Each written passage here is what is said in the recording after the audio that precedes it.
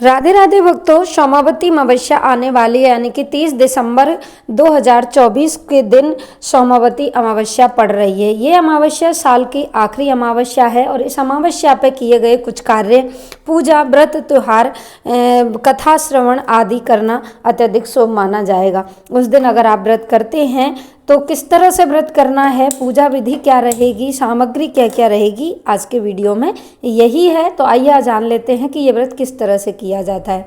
अब किसी भी सोमवती अमावस्या, यानी सोमवती अमावस्या वो होती है जो सोमवार के दिन आती है। तो ये जो अमावस्या है वो सोमवार के दिन आ रही है। प्रत्येक सोमवार को पड़ने वाली, यानी कि किसी भी महीने में अगर सोमवार को अमावस्या आती है तो उसे हम सोमावती अमावस्या कहते हैं। सोमावती अमावस्या पर 108 पीपल की या हम तुलसी माता की परिक्रमा करते हैं किसी फल से या किसी वस्तु से जो खाने पीने से रिलेटेड होती है।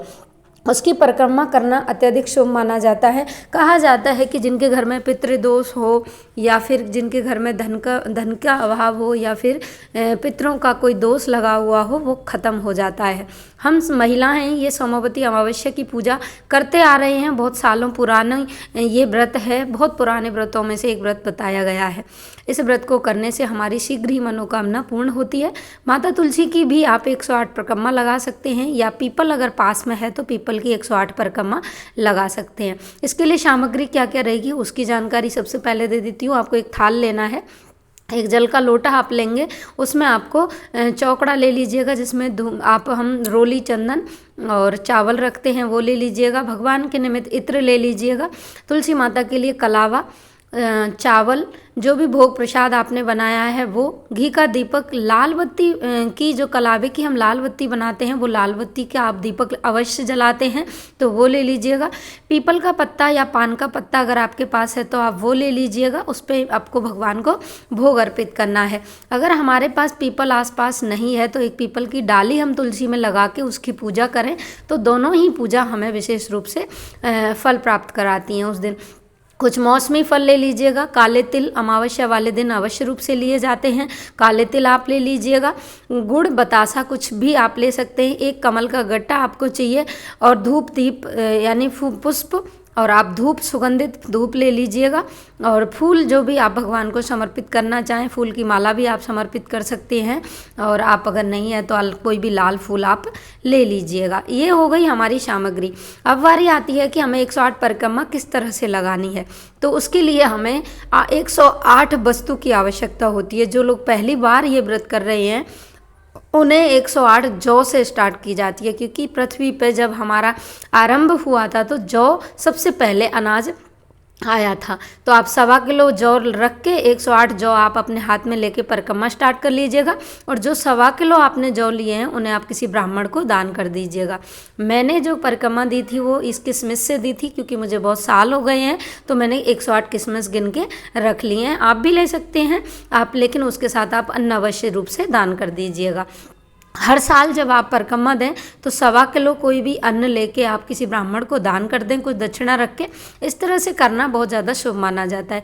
भगवान के लिए के निमित्त आप लाल या पीले वस्त्र ले सकते हैं, यानी आप पीपल की पूजा कर रहे हैं तो आप पीला ले लीजिएगा, तुलसी की कर रहे हैं तो आप लाल वस्त्र ले लीजिएगा और उनको ओढ़ा के वस्त्र स्वरूपी और फिर आपको परिक्रमा स्टार्ट करनी है। सबसे पहले आप जल से तुलसा जी या पीपल को सींचें, उसके बाद उन्हें तिलक करें, धूप दीप जलाएं, उनको जनेऊ समर्पित करें, गणेश जी की पूजा करें। सबसे पहले गणेश जी की पूजा करने के बाद मिट्टी के गणेश जी की उनको जनेऊ वस्त्र पंचोपचार से पूजा करनी है, जैसे हम रोज़ पूजा करते हैं वैसे ही। उसके बाद फल वगैरह चढ़ा के सब कुछ करने के बाद आप परिक्रमा स्टार्ट कर सकते हैं। परिक्रमा करते वक्त आपको ओम नमो भगवते वासुदेवाय नमः का मंत्र का जाप करते हुए 108 परिक्रमा कंप्लीट करनी है। उसके बाद भगवान सूर्य नारायण को जल अर्पित करके आपको पूरे दिन व्रत रखना है। एक समय आप भोजन कर सकते हैं। आप भोजन में बिल्कुल भी लहसुन प्याज का सेवन ना करें।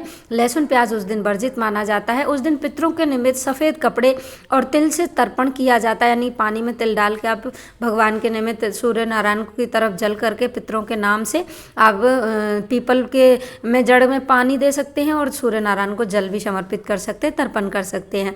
शाम के समय पे आप तुलसी और पीपल के नीचे आपको दीपक जलाना है शुद्ध देसी घी का, उसमें थोड़े से काले तिल आपको डाल देने हैं और इस तरह से आरंभ हो जाती है हमारी पूजा। और इस तरह से पितरों का नाम लेके आपको ये दीपक प्रज्वलित करने हैं। इस तरह से अगर आप पूजा करते हैं तो पितृदोष से तो आपको छुटकारा मिलता ही है, अमावस्या की पूजा भी आपको कंप्लीट मानी जाती है। तुलसा जी में माता लक्ष्मी का वास बताया गया है। माता लक्ष्मी का दिन अमावस्या पूर्णिमा का होता है। अमावस्या वाले दिन आप माता को श्रृंगार की सामग्री और चुनरी भेंट करके आप उसको उठा के आप किसी सुहागिन स्त्री को अगर दान देते हैं तो आपके सुहाग में वृद्धि होती है और माता लक्ष्मी भी आपसे अत्यधिक प्रसन्न होती है। तो ये अमावस्या साल की आखिरी अमावस्या है। इस दिन ये उपाय करके आप अपने जीवन में दो धन के भंडार भरते ही हैं, जीवन में खुशहाली भी आपके यहाँ आती है। तो इस तरह से आप पूजा करिएगा। आगे मैं लाऊंगी इसकी कहानी। और संक्रांत जो आने वाली यानी मकर संक्रांति जो 14 जनवरी को आने वाली है, उसमें आप में कौन कौन से नियम उठाने चाहिए, किस तरह से नियम उठाने चाहिए, पूजा किस तरह से करनी चाहिए, 100 सेरी का दान किस तरह से करना चाहिए, बहुत सारे वीडियो इस तरह के मेरे चैनल पे आने वाले हैं। तो आप वो वीडियो ज़रूर देखिएगा और इन वीडियो से जो भी जानकारी आपको मिलती है वो आपके लिए परम हितैषी रहेगी। यानी कि आप सोच रहे होंगे कि हमें कोई महादान करना है, उस दिन दान बहुत अत्यधिक आवश्यक होता है। जो लोग दान करते हैं सूर्य मकर संक्रांति पे तो उनका सूर्य बलवान हो जाता है और जीवन में तरक्की के रास्ते खुल जाते हैं। तो आप वीडियो एंड तक देखिएगा। वीडियो जल्दी आने वाले हैं, कुछ वीडियो आ चुके हैं तो आप देख लीजिएगा। Radhe Radhe, thank you for watching.